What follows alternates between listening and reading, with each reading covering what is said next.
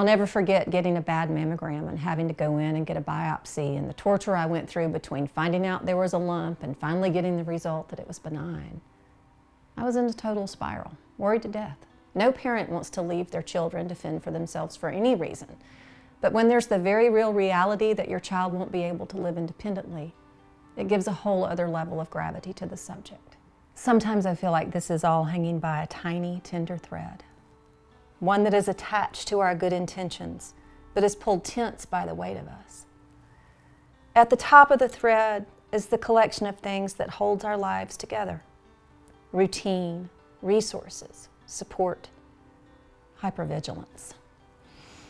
At the other end of the thread is us, happy, healthy, and together.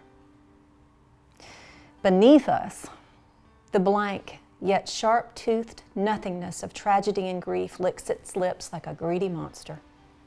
The thread struggles to stay intact and could snap at any minute with one little twist in the wrong direction. One little twist, and we would be lost. Parents with special needs children live on high alert. I know that all parents do to an extent, but our children are especially vulnerable to outside threats.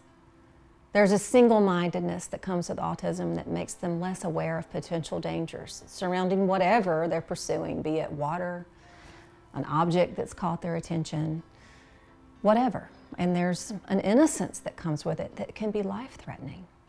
I'm just now, and John Henry's 11 years old, starting to get comfortable with not holding his hand every time we're outside the fence that surrounds this house. He's gotten better at not running away, but there was an incident just last summer.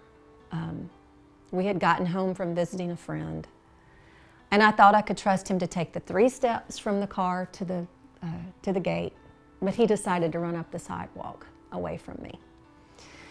I dropped everything I was carrying. Of course, I am always carrying a lot, my stuff, his stuff. I had wet towels because we had been swimming, water bottles, just, shoes, everything. And I fell. I fell right there on the sidewalk outside our house. I scraped my hands, I scraped my knees. I still have a scar on my foot.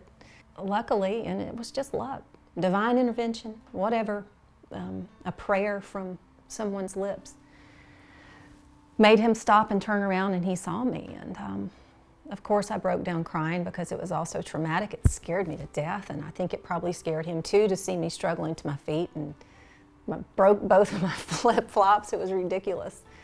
Sometimes when we extend the tether, we have to draw it back in. But I know I have to keep trying to extend it for everyone's sake, mostly his. And I guess that's where faith comes in, which we need in huge amounts.